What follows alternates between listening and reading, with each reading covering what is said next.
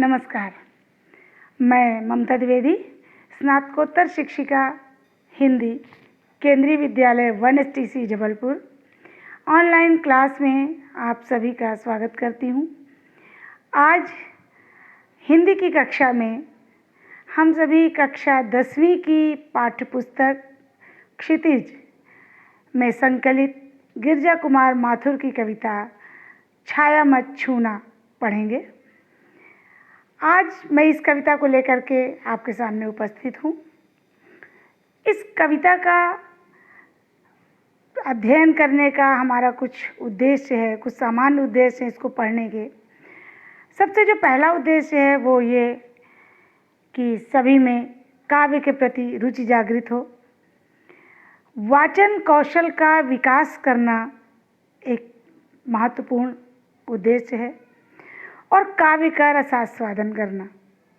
काव्य में जब रुचि आएगी तो काव्य में आनंद भी आएगा। कुछ विशिष्ट उद्देश्य हैं। गिरिजा कुमार माथुर की काव्य कला से परिचित कराना, जीवन में आगे बढ़ने की प्रेरणा देना, काव्य सौंदर्य की समझ, काव्य सौंदर्य को समझने की जो समझ है, अंडरस्टैंडिंग, उसको विकसित करना, भूतकाल की स्मृति, बीते हुए समय की याद और भविष्य की चिंता, दोनों को छोड़ करके वर्तमान के यथार्थ को स्वीकार कर भविष्य को संवारने का प्रयास करने की शिक्षा देना, ये भी एक विशिष्ट उद्देश्य है।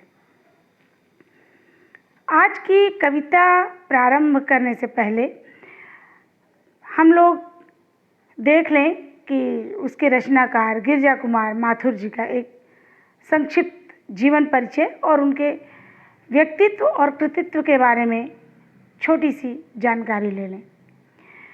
गिरिजा कुमार माथुर जी का जन्म सन 1918 में गुना, मध्य प्रदेश में हुआ था। प्रारंभिक शिक्षा झांसी, उत्तर प्रदेश में उन्होंने ग्रहण की और उसके बाद MA अंग्रेज़ी में और LLB की उपाधि, यानी अंग्रेज़ी में MA और LLB, ये दोनों इन्होंने लखनऊ से किया। शुरू में कुछ समय तक इन्होंने वकालत भी किया, चूँकि LLB की उपाधि इनके पास थी तो इन्होंने वकालत भी की। बाद में ये आकाशवाणी और दूरदर्शन से जुड़े। उनका निधन सन 1994 में हुआ।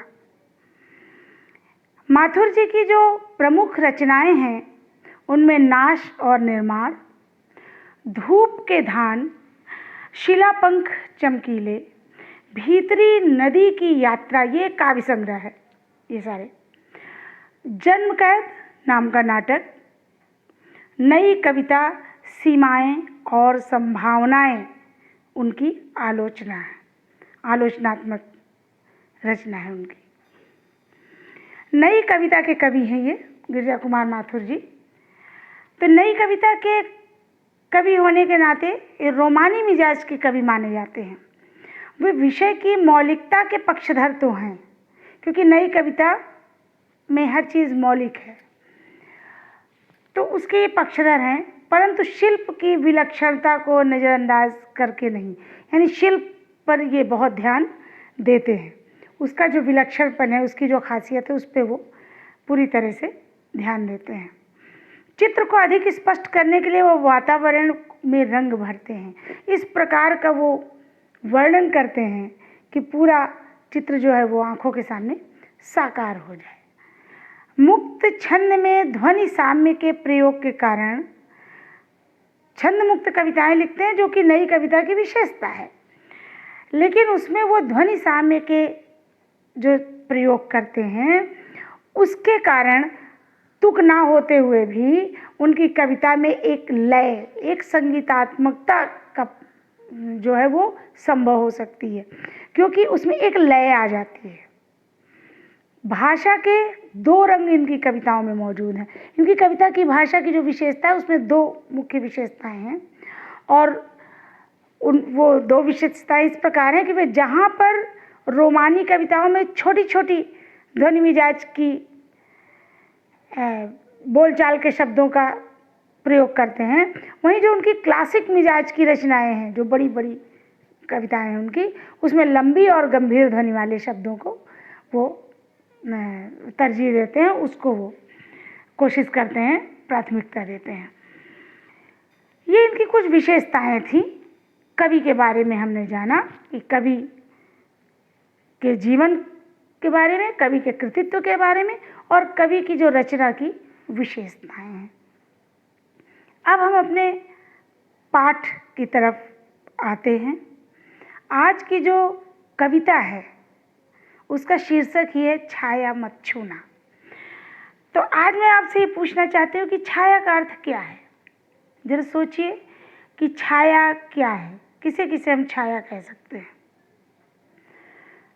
जो मुझे लग रहा है कि इस प्रश्न को सुनते ही आपके मस्तिष्क में दो तीन चीज़ें आई होंगी। किसी वृक्ष की छाया, किसी चीज़ की छाया, या फिर स्वयं अपनी जो परछाई, या किसी भी चीज़ की परछाई जिसे हम छाया भी कहते हैं। ज़्यादातर लोग इसी का अंदाज़ा लगाते हैं, बच्चे भी लगा लेते हैं। हम सब अगर देखें तो हमारी जो परछाई होती है, छाया, हमेशा वो हमारे साथ होती है, कभी वो हमसे अलग नहीं होती। लेकिन फिर भी अगर हम उसे पकड़ना चाहें तो हम पकड़ नहीं सकते। क्यों नहीं पकड़ सकते? क्योंकि वो छाया मात्र है, वो सत्य नहीं है, उसमें सच्चाई नहीं है। छाया है लेकिन सच्चाई नहीं है वो, इसीलिए उसे हम पकड़ नहीं सकते। तो जैसे हम अपनी परछाई को नहीं पकड़ सकते, उसी तरह से जो हमारा बीता हुआ समय है, बीता हुआ जो कल है यानी भूतकाल, वो हमारे जीवन की छाया है। हमारे जीवन का जो समय बीत रहा है उसकी वो छाया के समान है। इसलिए वो बीता हुआ समय हम लाख चाहें हमारे हाथ में नहीं आ सकता, फिर से हम उसे पकड़ के नहीं ला सकते। हाँ, ये ज़रूर हो सकता है कि हम उसकी याद करें और दुखी हों, क्योंकि वो बीते हुए समय की जो यादें हैं, जो स्मृतियाँ हैं, वो हमें सिर्फ दुखी कर सकती हैं। वो बीते हुए समय को हमें लौटा नहीं सकती हैं। इसीलिए हमें बीती हुई बातों को भूलकर वर्तमान यानी आज की फिक्र करनी चाहिए।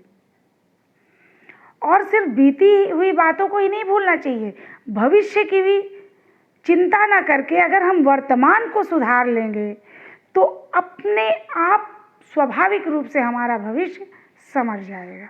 यानी हमें जो ध्यान देना है, जो हमें पूरी तरह से अपने ध्यान को केंद्रित करना है, वो सिर्फ और सिर्फ वर्तमान पर केंद्रित करना है। ना भूतकाल की सोचना है और ना भविष्य की चिंता में अपने को डुबोना है। इन दोनों से छुटकारा का एक ही उपाय है, अपने वर्तमान को अच्छा करना। जितना बेहतर कर सकें उतना करें। तो अगर हम वर्तमान की फिक्र करें तो भविष्य अपने आप संवर जाएगा।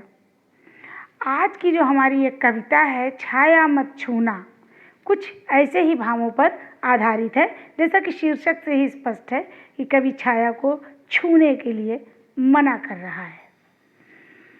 सबसे पहले हम कविता का आदर्श वाचन करेंगे, कविता के एक एक बंद का आदर्श वाचन करेंगे।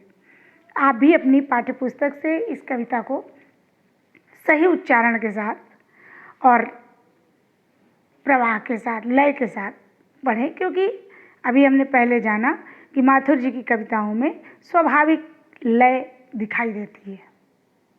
तो अब प्रारंभ करते हैं कविता का आदर्श वाचन। छाया मत छूना, छाया मत छूना, मन होगा दुख दूना। छाया मत छूना, मन होगा दुख दूना। जीवन में है सुरंग सुधियाँ सुहावनी, जीवन में है सुरंग सुधियाँ सुहावनी। छवियों की चित्रगंध फैली मन भावनी, तन सुगंध शेष रही बीत गई यामिनी। तन सुगंध से शेष रही बीत गई यामिनी। कुंतल के फूलों की याद बनी चांदनी। भूली सी एक छुअन बनता हर जीवित क्षण छाया मत छूना, मन होगा दुख दूना। कवि माथुर जी कविता के इस बंद में कहते हैं कि हमें छाया मत छूना, छाया से भूतकाल, हमें भूतकाल को पकड़ करके नहीं रखना चाहिए। भूतकाल की स्मृतियों को अपने में समेटे रहो, अपने में पकड़े रहो। स्मृतियां हैं वो आती हैं, इसीलिए मानव मस्तिष्क का निर्माण इस प्रकार से प्रकृति ने किया है कि उसमें अगर स्मृति है तो साथ में विस्मृति भी है। यदि विस्मृति ना होती, यदि भूलने की बात नहीं होती, भूलने की प्रवृत्ति नहीं होती, तो मनुष्य का जीना मुश्किल हो जाता, क्योंकि वो अच्छी यादों से ज़्यादा कटु यादों को याद रखता और पीछे की बातों को याद रख करके परेशान होता। इसलिए प्रकृति ने स्मृति और विस्मृति दोनों चीज़ें हमें दी हैं। लेकिन कुछ लोग हैं जो भूतकाल की बातों को, अपनी सफलता को भी और असफलता को भी पकड़ करके रखते हैं। कभी उन्हीं भूतकाल की बातों को भूलने को कह रहा है, चाहे वो अच्छी हो चाहे वो बुरी हो। कवि का कहना है कि उनको पकड़ करके नहीं रखना है, चाहे वो यादें कितनी भी अच्छी क्यों ना हो।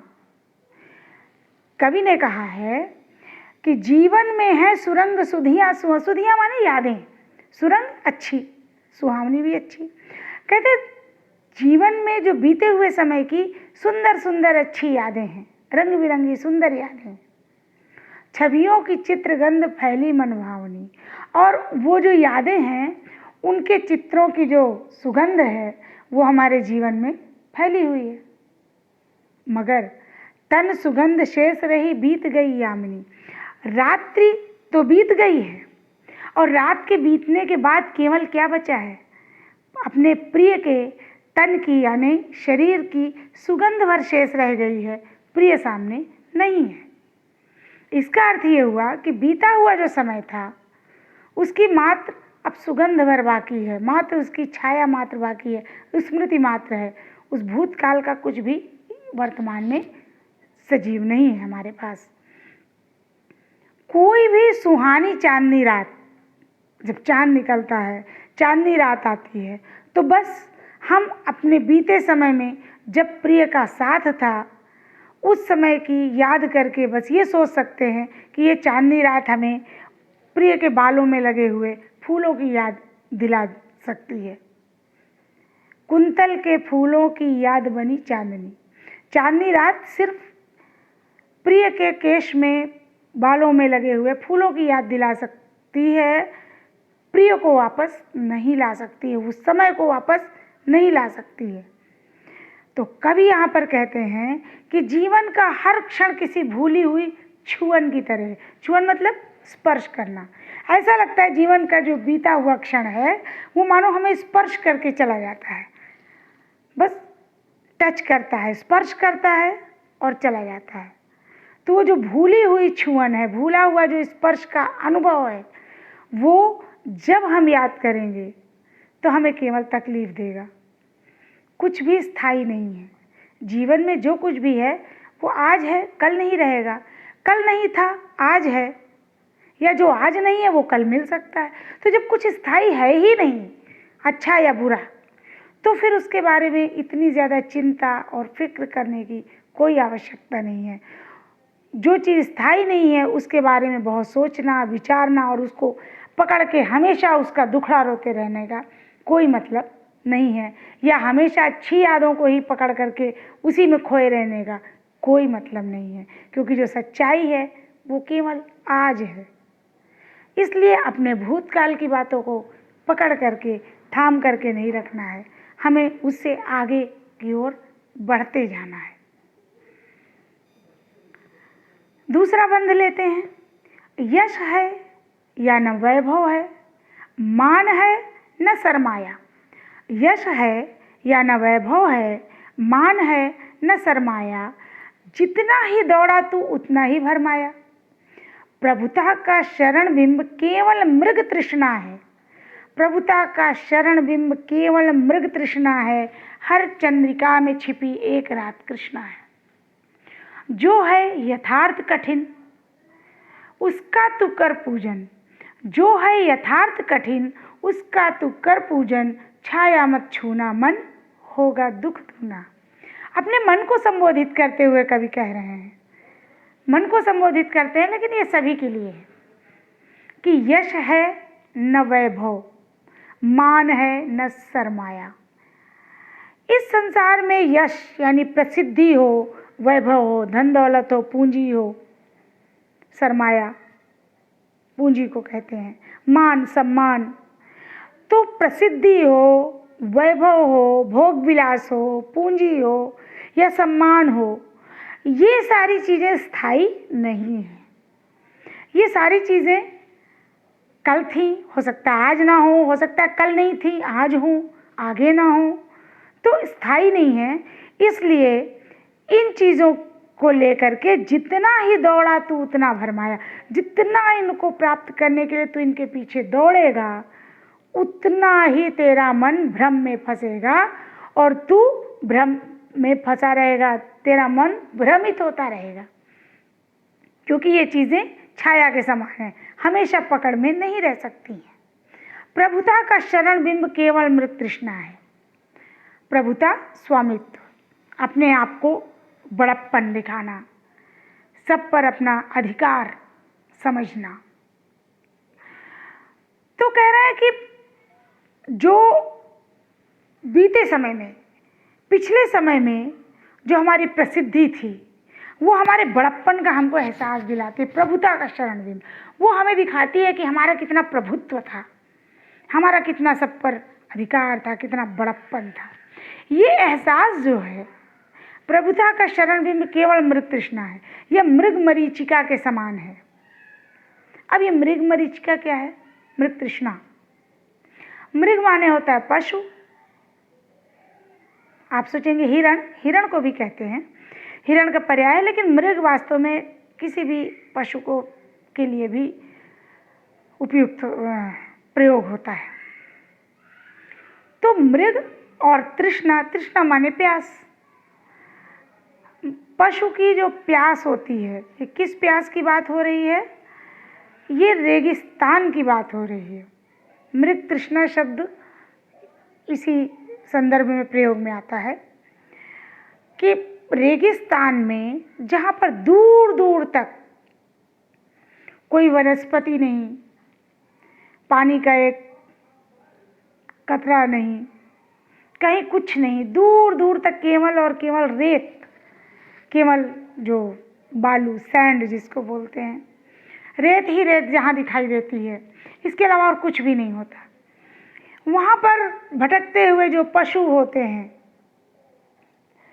वो पानी की प्यास के कारण भटकते हैं, क्योंकि रेगिस्तान में जैसे ही सूरज की किरणें रेत पर पड़ती हैं, गर्मी बहुत तेज़ से बढ़ती है। जैसे जैसे दिन चढ़ता है वैसे वैसे गर्मी, भीषण गर्मी, बिल्कुल बर्दाश्त के असहनीय गर्मी हो जाती है, जो बर्दाश्त नहीं होती। उस समय प्यासे पशु जो हैं वो पानी की तलाश में, जल की तलाश में भटकते रहते हैं।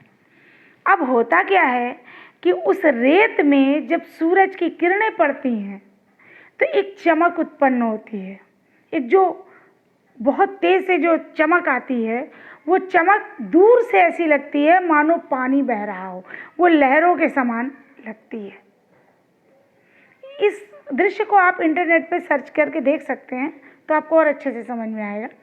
तो वो जो चमक दिखाई पड़ती है वो पानी का आभास कराती है, ऐसा लगता है वहाँ पर पानी है, लेकिन वो पानी नहीं होता है, वो तो सूरज की किरणें चमक रही है रेत पर। लेकिन पशु बेचारे समझते हैं कि ये पानी है और उस पानी को पीने के लिए भाग के दौड़ते हुए वहाँ तक जाते हैं।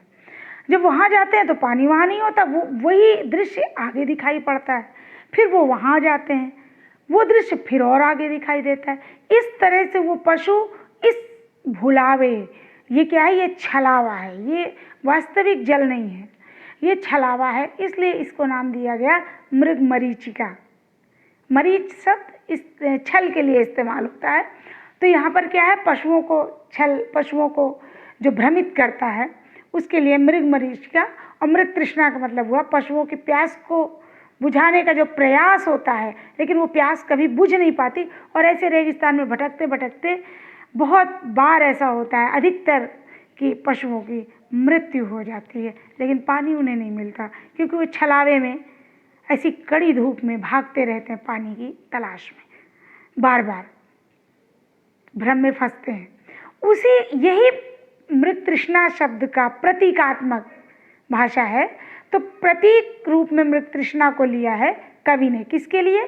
कि जो अधिकार की लालसा है, जो बड़प्पन का एहसास है, ये केवल मृग तृष्णा है, ये केवल छलावा है। ये आप अपने को समझते हैं कि मैं बहुत ज़्यादा प्रसिद्ध हूँ, मैं बहुत ज़्यादा, मेरे अंदर बड़प्पन है, लोग मुझे बहुत मान सम्मान देते हैं। लेकिन सच तो ये है कि ये सब स्थायी नहीं है, और इसको पाने के लिए आप जितना इसके पीछे भागेंगे, आप भागते रहेंगे, आप भ्रमित होते रहेंगे, परेशान होते रहेंगे। ये ज़रूरी नहीं है कि ये आपको हमेशा मिलता रहे, इसलिए इनके पीछे नहीं भागना है। हमें ये नहीं भूलना चाहिए। कभी आगे एक और प्रतीक देते हैं, प्रतीक का उपयोग उन्होंने किया है कि ये हमें याद रखना चाहिए कि हर चंद्रिका में छिपी एक रात कृष्णा है। हर चंद्रिका, चंद्रिका माने चांदनी रात, हर चांदनी रात के पीछे बाद एक काली रात जरूर छिपी होती है। ऐसा नहीं कि हमेशा चांदनी चांदनी रात रहे। अगर 15 दिन हमें चांदनी रात दिखाई देती है तो 15 दिन घोर काली रात भी दिखाई देती है। अगर पूर्णिमा की रात आती है तो फिर अमावस्या की भी घनघोर काली रात आती है। तो जब हर रात के पीछे, हर चांद के पीछे, चांदनी के पीछे एक अंधेरी रात छिपी होती है, तो हमें उस सत्य को स्वीकार करना चाहिए।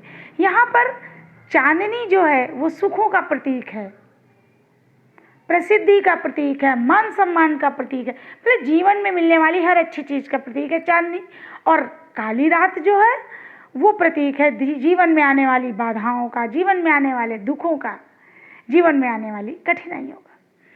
तो कवि यही बात कह रहे हैं कि जब हमें पता है कि हर चांद के पीछे एक काली रात को आना ही है, ये शाश्वत सत्य है, तो फिर ये सब जानते बूझते भी हम क्यों बीती बातों के पीछे, बीती बातों की मृग मरीचिका में उलझे रहते हैं, उसकी मृत तृष्णा में भूले रहते हैं और उनके पीछे भागते हैं, उन बीती हुई बातों को पकड़ने की कोशिश करते हैं। इसलिए कवि कहता है कि भूतकाल को भूलकर वर्तमान की ओर ध्यान देना चाहिए। कवि ने कहा, जो है यथार्थ कठिन उसका तू कर पूजन, जो आखिरी लाइन है। कठिन यथार्थ क्या है? यथार्थ माने सत्यता, सच्चाई। कठिन, ये बात सच है, कहा भी गया है कि सच बहुत कड़वा होता है। कड़वा का मतलब कठिन होता है। सच को स्वीकार करना, सच को झेलना कठिन तो है, लेकिन कवि कह रहे हैं कि भूतकाल की जो मृग मरीचिका की चीज़ें हैं, जो झूठ है, उनको छोड़ो, उस छलावे से बाहर आओ और यथार्थ यानी सच्चाई में अपने कदम रख करके, सच्चाई कठिन है, बहुत ज़्यादा उसमें अवरोध हैं, रुकावटें हैं, लेकिन उसी सच्चाई का यानी जो सच्चाई है वो क्या है? वर्तमान है।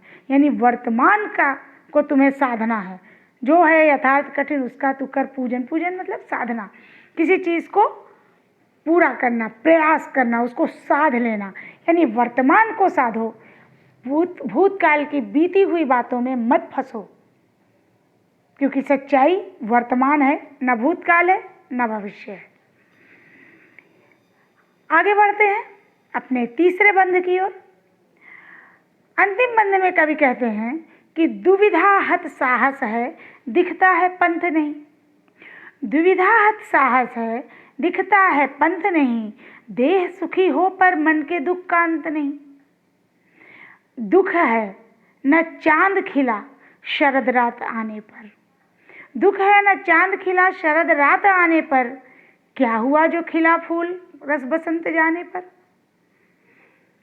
जो ना मिला भूल उसे कर तू भविष्य वरण, जो न मिला भूल उसे कर तू भविष्य वरण, छाया मत छूना मन होगा दुख दूना।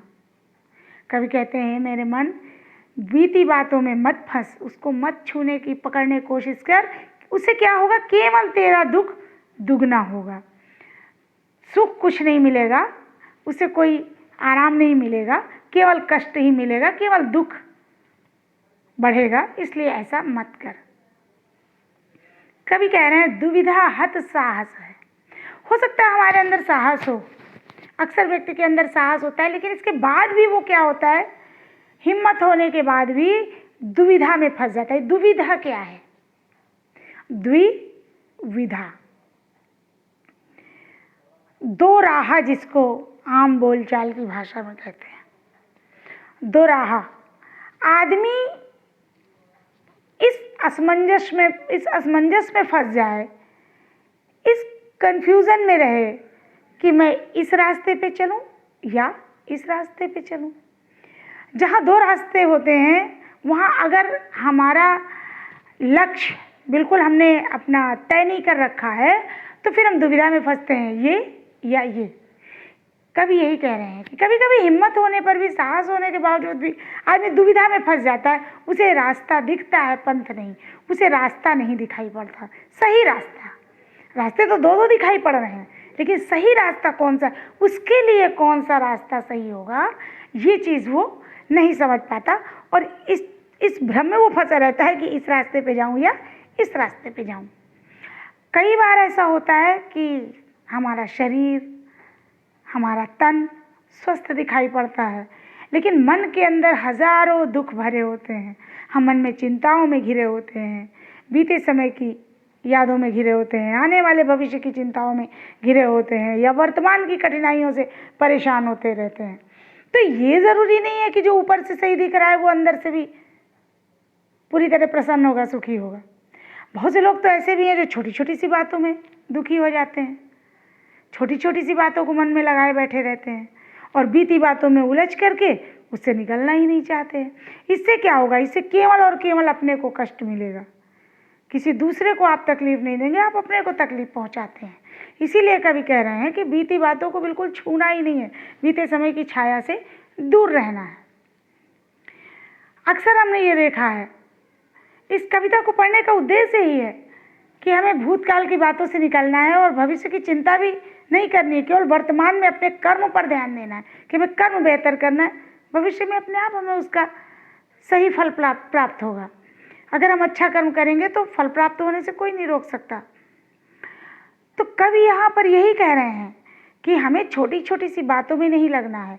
हम अगर मान लीजिए आज हमें कोई चीज़ कम मिली, हमने आशा की थी कि हमें कोई चीज़ ज़्यादा मिलेगी, किसी चीज़ में हमें ज़्यादा सफलता मिलेगी, थोड़ी सी कम मिली है, तो हम उस कम को लगा के दिल से बैठे हैं इसलिए कि हमें ज़्यादा नहीं मिला।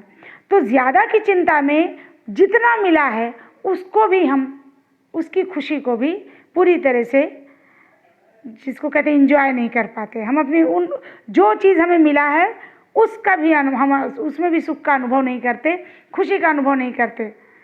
उस चीज़ के लिए जो हमें नहीं मिली है, जिसकी हमने केवल उम्मीद की थी, झूठी उम्मीद, वो हमें नहीं मिली, उसके लिए हम दुखी हैं। लेकिन जो मिला है उसके लिए हम सुख का अनुभव नहीं कर रहे, उसके लिए हम अपने आप को, अपने जो जिनके सहयोग से हमें वो मिला है या ईश्वर को हम धन्यवाद नहीं कर रहे। कवि एक उदाहरण और देते हैं कि जैसे कि शरद रात चली जाए, शरद पूर्णिमा, मान लीजिए शरद पूर्णिमा की रात बीत गई और चांद नहीं दिखा, लेकिन उसके बाद जब चांद दिखा तो हम रोना रो रहे हैं, अरे पूर्णिमा का चांद नहीं दिखा, अरे शरद रात चली गई और चांद नहीं दिखा। ये ना कह के हमें ये सोचना चाहिए कि कल नहीं दिखा तो क्या हुआ, अब तो दिख रहा है।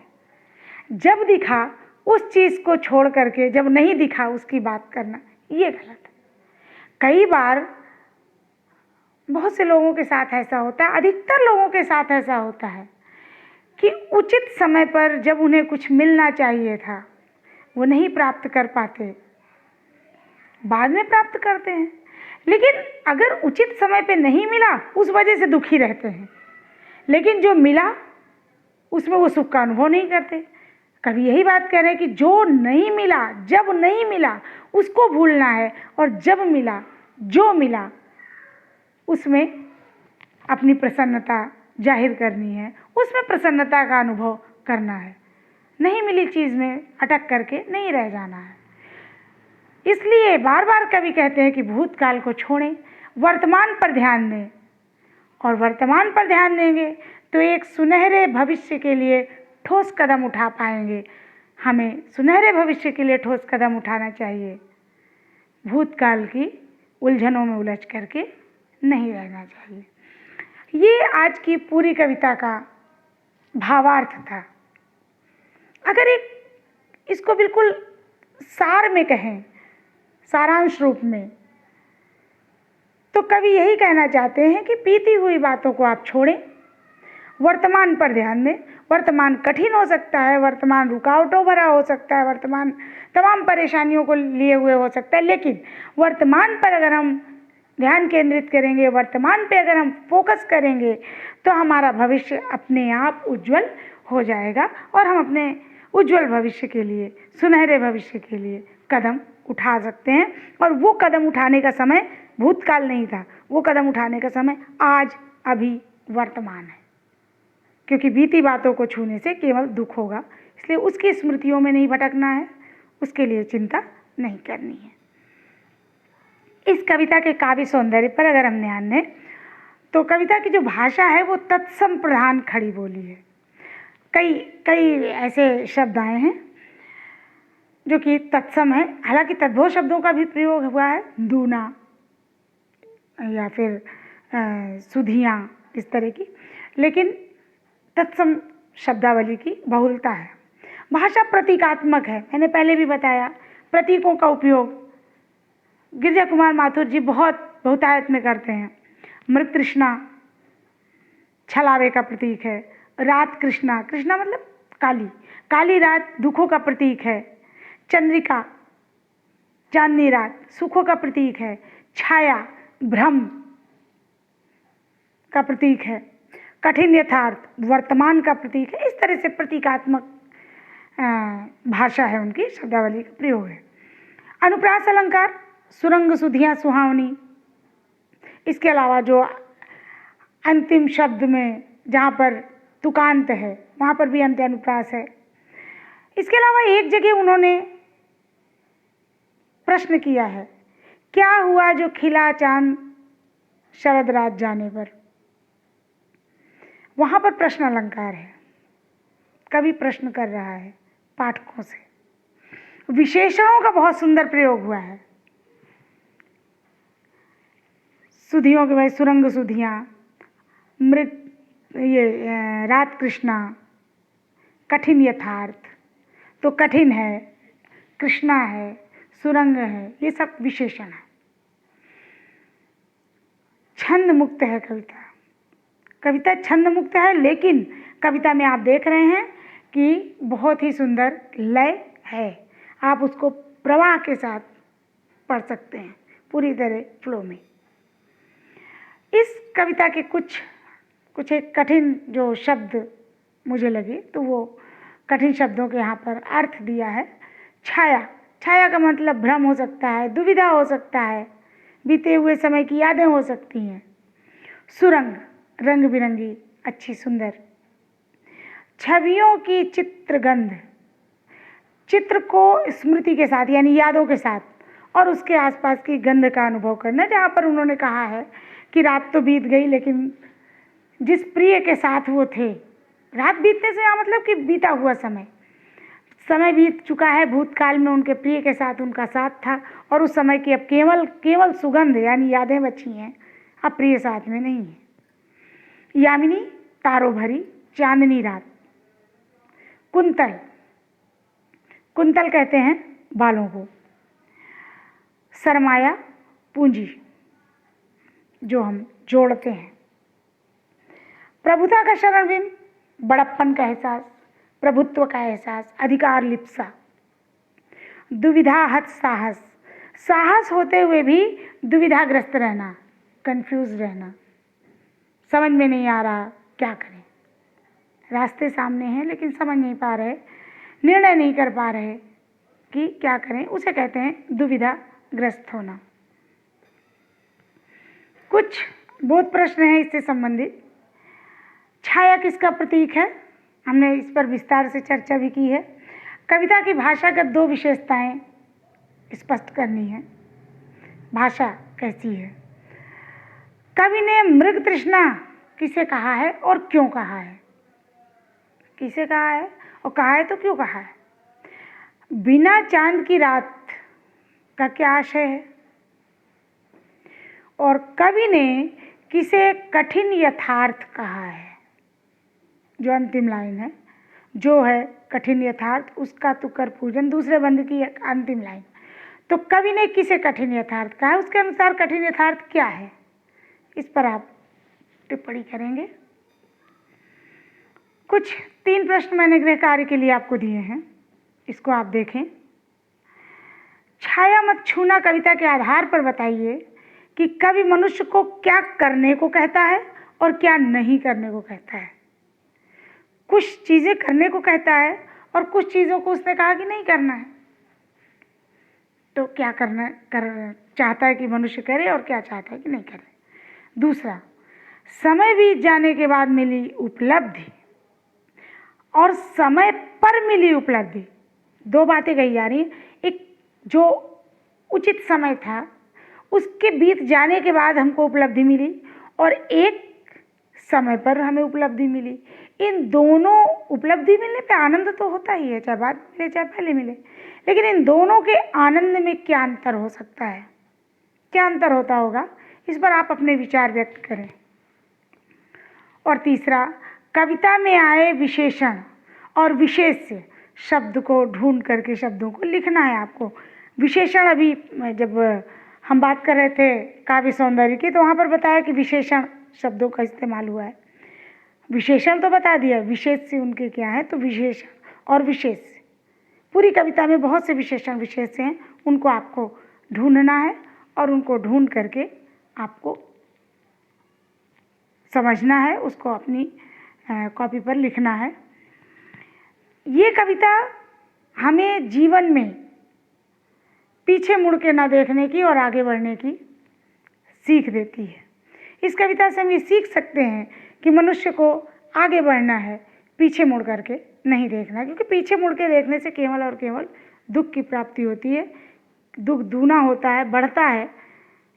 पीछे मुड़ के देखने से हमारे हाथ में कुछ आएगा नहीं, भले ही पीछे कितने भी हमारे सुख का समय रहा हो, अच्छा समय रहा हो, लेकिन वो अच्छा समय, वो सफलता, वो सुख हम आज नहीं ला सकते। अगर आज हमारे पास नहीं है तो हम नहीं ला सकते। तो इसलिए हमें आज प्रयास करना है कि हम आज कैसे सफलता प्राप्त करें, आज हम कैसे आगे बढ़ें, हमें पीछे मुड़ करके नहीं देखना। ये इस कविता का मूल संदेश है, ये इस कविता का मूल भाव है। और ये जो संदेश है ये हम सब के लिए बहुत ज़रूरी है, खास करके हमारे विद्यार्थी वर्ग के लिए ये बहुत ज़रूरी है।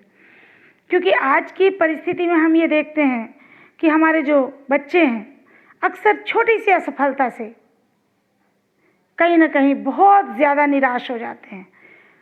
तो निराश नहीं होना है। क्यों निराश नहीं होना है? क्योंकि ठीक है, प्रयास किया या कहीं कुछ कमी रह गई प्रयास में। अगर आपको लगता है कमी नहीं रह गई तो भी कोई कारण रहा होगा कि प्रयास सफल नहीं हो पाया, कोई बात नहीं, आगे हम फिर नया प्रयास करें, फिर हम कदम बढ़ाएं, ज़रूर सफलता मिलेगी। लेकिन ये सोच करके कि हमने प्रयास किया, हमें नहीं मिली सफलता, इसलिए हम आगे कुछ करेंगे नहीं, तो केवल अपने भविष्य को दांव पर लगाएंगे। धीरे धीरे हम निराशा के गर्त में जाएंगे और वो निराशा हमारे जीवन के लिए, हमारे भविष्य के लिए हानिकारक है, हमारे स्वास्थ्य के लिए भी। इसलिए निराशा के भाव से बाहर आएं और उम्मीद का दामन, आशा का दामन न छोड़ते हुए आशा के आंचल को पकड़े रहें और आशा की डोर को पकड़ करके वर्तमान को संवारने का, वर्तमान को सुधारने का और नए सिरे से नई ऊर्जा के साथ फिर से प्रयास करने का कार्य करें। क्योंकि आजकल के विद्यार्थियों के अंदर जो ये एक बात आ रही है, इसको आपको अपने अंदर से भी दूर करना है। आपके आसपास अगर कोई ऐसा है तो उसके अंदर से भी दूर करना है और पूरी आशा और ऊर्जा के साथ नई उपलब्धि के लिए नए प्रयास से जुट जाना है। आज का हमारा ये जो पाठ है, ये जो कविता है, ये यहाँ पर समाप्त होती है।